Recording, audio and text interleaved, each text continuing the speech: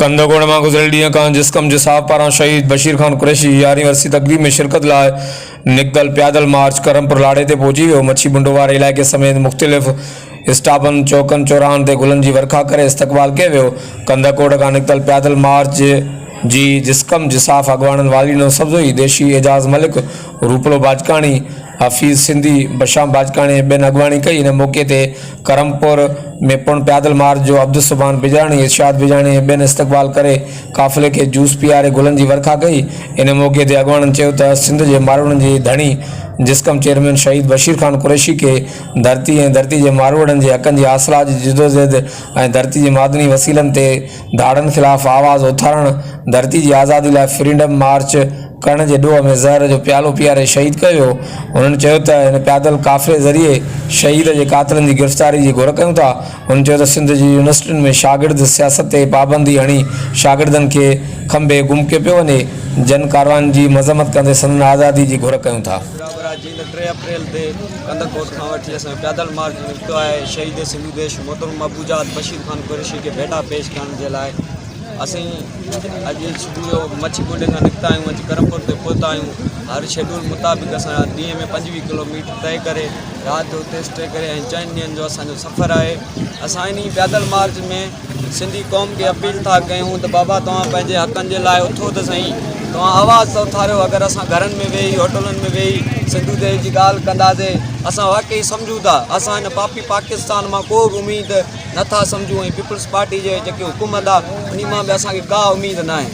असां 7 अप्रैल ते शहीद सिंधु देश मोहतरम बशीर खान कुरैशी जे मज़ार ते पुॼी ऐं हिन सां इहो वचन ऐं वाइदा वरजाईंदासीं त बाबा तव्हांजो इहो कयल जिदोजहद हमेशह असांखे यादि हूंदो ऐं जेसीं ताईं असांजी सीसी में साह हूंदो हमेशह ईअं रोडनि ते निकिरी तव्हांखे सलामी कई। ये समझो पैदल मार्च कंदकोट का निकतल है जेको शहीद बशीर खान कुरैशी के भेटा पेश करण जे लाइ रते दरे पहुचन।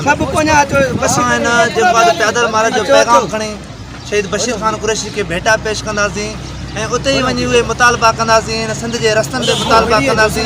सिंध जे अंदरि जेको शागिर्दनि सां ज़ुल्म कयो पियो वञे, सिंध जे माण्हुनि सां ज़ुल्म कयो पियो वञे, सिंध यूनिवर्सिटी जे अंदरि ताज़ो ई असांजा शागिर्द नौजवान जेके आहिनि खंभे गुम कया विया आहिनि ऐं असीं उन्हनि इदारनि में उन्हनि माण्हुनि खां ॿुधाइण था चाहियूं त सिंध जे शागिर्दनि ऐं सिंध जे शऊर खे आज़ादु कयो वञे, न त ॿिए सूरत में असांजो जेको आहे देश जा दाइरो वधाए वेंदो।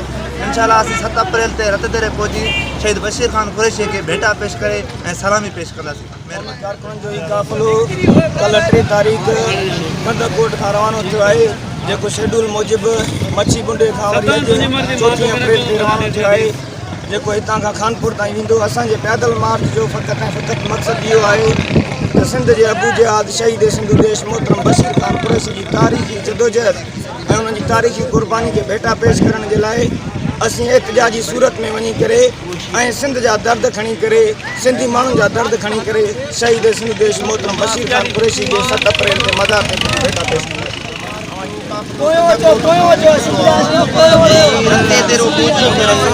शहीद सिंधु देश मोहतरम बशीर खान कुरैशी जी सालगिरह जे मौक़े ते अणथक जदोजहद ऐं क़ुर्बाननि खे क़ौमी सवाल पेश करण जे लाइ रती दे रूप कंदकोट का पैदल मार्च निकतल है जो अस रोज़ 25 किलोमीटर जो सफ़र तय किया। शहीद सिंधु देश मोहतरम बशीर खान कुरैशी के भेटा पेश करने लाइ ही असो काफ़िलो जारी सारी है।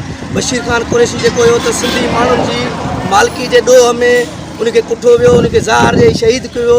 अज ये असो काफ़िलो इन है त बदी एको जो बशीर खान पूरी दुनिया के बुधायो है तो मुझे एकड़ो कारकुन लखन जी बराबर है उनके भेटा पेश करने के लिए जिस्कम जो काफ़िलो जिसाफ जो काफ़िलो कश्मीर का निकतो है। इहो वने पियो रते देरे जी साइड जो 5 ॾींहं असां 7 ते असां पंहिंजे महबूब चेयरमैन बशीर खान कुरैशी जी मज़ार ते पुॼी बशीर खान के भेटा पेश कंदासीं। ॿियो सिंध जा जेका वसीला आहिनि ऐं सिंधी माण्हुनि खां जेको ज़ुल्म वेदन आहे रोज़ बदअमनी मांग पाई ऐं मां चवां थो कॉलेज जे अंदरि असां शागिर्दनि खे जेको ज़हनी टार्चर कयो पियो वञे इन जे लाइ बि आहे त असां पंजाब साम्राज्य खे मैसेज ॾियणु था चाहियूं। जीअं बशीर खान कुरैशी चयो त मुंहिंजो हिकिड़ो माण्हू जेको आहे लखनि जे बराबरि आहे उहे असां हीअ लख अॼु गॾु थी पूरी दुनिया खे ॿुधायूं था त बशीर खान कुरैशी सां असांजी मोहबत आहे। असांजी मोहबत खे वरचाइण जे लाइ ऐं सिंध जे वसीलनि जी मालिकी जे लाइ ऐं सिंध जे अंदरि जेके बदअमनी आहे रोज़ माण्हू खंभिया वञनि पिया दहशतगर्दी आहे ऐं जेका महांगाई असांजी सिंधी माण्हुनि खे हिकु दाज में ॾिनी वई आहे। असां सिंधी माण्हुनि जा वसीला बि असांजा, गैस असांजो, तेल असांजो, कोयलो असांजो, हर सिंध जा वसीला ऐं बुख बदाली बि अॼु सिंध जा मालिक जेका आहिनि पंहिंजा बचा विकण ते मजबूर पिया आहिनि। पीपी जेकी हुकुमरान आहे उहो सिर्फ़ु वोट वठी पंहिंजे सिंधी माण्हुनि खे फिटी करे उछले छॾे थी। सिंधी माण्हुनि जो वार को बि नथो थिए। असां इन जे लाइ बि इहा घुर कयूं था त सिंध सरकार खां, हितां जे चूंडियल नुमाइंदनि खां बि इहा घुर कयूं था जेको सिंधी माण्हुनि जे मथां हीउ जबल तव्हां कहिड़ो आहे महांगाई जो खुदारा इन खे हटाए ऐं सिंधी माण्हुनि खे रिलीफ